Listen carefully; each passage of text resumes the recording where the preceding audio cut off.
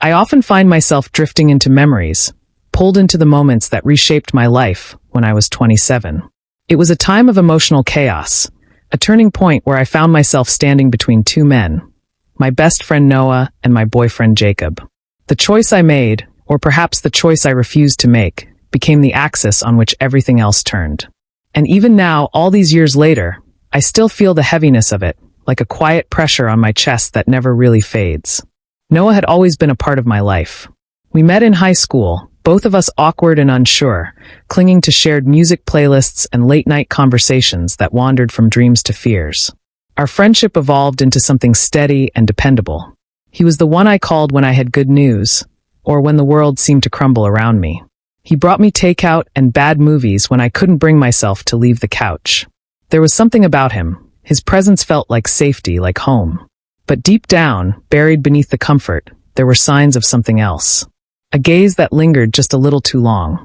Hugs that lasted a heartbeat more than they should have. There were unspoken things between us, hints of a feeling neither of us dared to name. I ignored it, told myself it was just Noah being Noah, and that our friendship was too rare, too vital to risk ruining with something as unpredictable as love. Then I met Jacob. We crossed paths at a wedding, a setting already soaked in romance. He was standing by the bar, effortlessly charming, the lights catching in his dark hair just right. When our eyes met, something clicked. It was instant. That night, we talked for hours about everything and nothing, the kind of conversation that makes the world blur around you. He called the very next day, and from there, things escalated quickly. Jacob was fire where Noah was earth. He was spontaneous, passionate, intense. He made me feel wanted in a way that was loud and undeniable. Jacob made love feel cinematic. There were surprise flowers, unplanned road trips, kisses that felt like confessions. I fell hard fast. I thought I'd found it, the kind of love that writes itself into your bones. But as our relationship deepened, so did the tension. It began with questions. Casual ones, like how long Noah and I had been friends. Then it turned into suspicion. Jacob would stiffen at Noah's name, his tone sharpening when I spoke of him. He didn't believe men and women could just be friends. I tried to reassure him, laughed it off, insisted Noah was like a brother to me. But Jacob saw something I didn't, or maybe something I didn't want to admit. At the time, I thought Jacob was just being insecure. I loved him. Wasn't that enough? But slowly, I started to cross lines I'd sworn I wouldn't. When work ran late, I'd text Noah instead of heading home. We'd meet for drinks, just the two of us, and I told myself it was innocent. But it wasn't. The talks got deeper. The way he looked at me lingered. My feelings got murky. I'd brush his hand and feel a jolt I couldn't ignore. I started to laugh harder at his jokes, to stay just a little longer, and then go home and lie. I told Jacob I'd had a long day, that I just needed sleep. He'd pull me close, and guilt would tear at me like glass in my gut. I hadn't cheated, not physically. But emotionally, I knew I was handing over parts of myself to someone else. I told myself it was harmless, that Jacob was the one being unreasonable.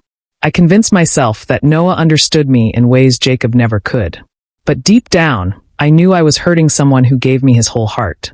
It all came apart one night. Jacob had been distant, quiet in a way that felt like waiting for a storm to break. When I came home late again, he was sitting on the couch, holding his phone. He didn't even look at me. Just asked, "Where were you?" His voice was low, steady, but cold. I tried my usual lie, but he cut through it. "Don't lie to me. I saw your location. You were with him." Time stopped. I fumbled, tried to twist the truth into something less damning, but he wasn't buying it. He stood up, eyes full of pain, and told me everything. How hard he'd tried to trust me, how he knew something was off. "I see how he looks at you. How you light up when he's around. And you keep choosing him." Then came the request. He didn't give me an ultimatum, not really. He just asked, to block Noah. To let him go if I wanted to build a future with him. It was a plea, not a demand, from someone who was tired of feeling like a backup plan. I should have seen it for what it was. A final chance. A hand reaching out. But I didn't take it.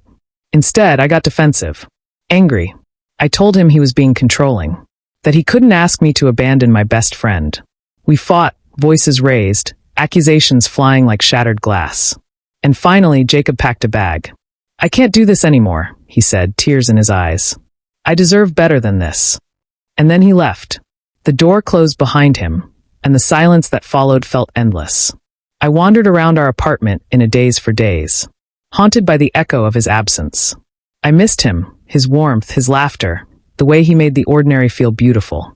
I tried reaching out, called, texted, but he was gone. And in that vacuum, I turned to Noah as I always had. He was there, arms open, ready to catch me. But it didn't feel the same. The comfort was hollow now. The spark had burned out, replaced by the ache of everything I'd lost. Eventually, I started therapy. I needed to make sense of what I'd done, of why I'd lied, why I'd clung so tightly to Noah when I had Jacob. The process was long and uncomfortable. But in that space, I confronted truths I hadn't wanted to face. I had been afraid of change, of fully committing, of letting go of the familiar. I used Noah as a shield against the vulnerability Jacob asked of me. And in doing so, I destroyed something real. I let go of Noah slowly. It wasn't dramatic. The texts stopped. The visits faded. I needed time and space to figure out who I was without either of them. With that clarity, I began to see Jacob's side. He hadn't been trying to control me. He was asking for trust, for commitment, for boundaries that any loving relationship deserves. And I hadn't given them. I'd been selfish, blind. Years have passed since that night.